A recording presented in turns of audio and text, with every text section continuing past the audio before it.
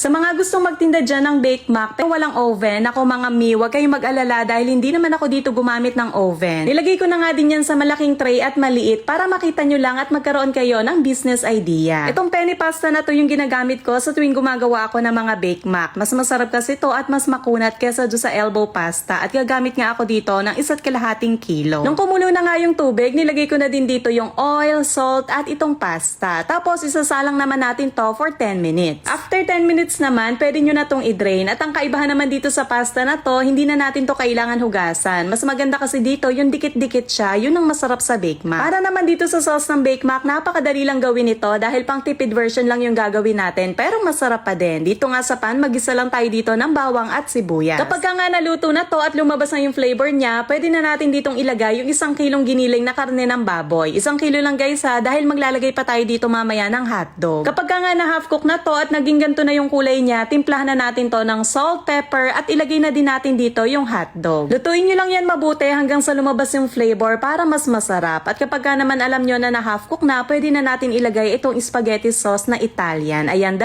yung ilalagay ko. Timplahan din natin to ng 3 kutsarang sugar at halu-haluin lang natin to hanggang sa kumulo. At pag kumulo na yan, pwede na natin yan patayin. O diba, ganun lang kadaling gumawa ng red sauce. Dito naman tayo ngayon sa white sauce. Bali, maglalagay lang tayo dito ng half bar nitong butter. Intayin lang natin to mag-melt bago tayo maglagay ng 2 tablespoon ng harina. Pag naman wala na kayo nakikitang harina at nag-bubbles na yan na parang ganyan, pwede na tayo ditong maglagay ng milk. Pwede kayo ditong gumamit ng evaporated milk or kaya fresh milk. Pero itong gamit ko na to, fresh milk to. Ilagay na din natin itong cheese. Bali, 1 pack ng Eden cheese to guys. Konting paminta at 1 tablespoon ng sugar, pambalance ng lasa. Haluin nyo lang to ng haluin para naman hindi dumikit dito sa may bandang ilalim. At ayan, habang kumukulo siya, lumalapot siya ng lumalapot. Pero wag nyo naman to masyadong palaputin para naman hindi kumonti itong white sauce natin at para din hindi tayo malugi. Pinatay ko na nga dyan yung kalan dahil yung ganyang kalapot okay na yan sa akin. Kumuha lang ako ng malaking talyase para mapaghalo itong pasta at yung red sauce. Haluin lang natin tong mabuti at pwede na natin tong isalin dito sa tray. Pag naman naglagay kayo sa tray, wag nyo masyadong pupunuin dahil maglalagay pa tayo ng white sauce dito sa may ibabaw. At itong malaking tray na to, good for 15 to 20%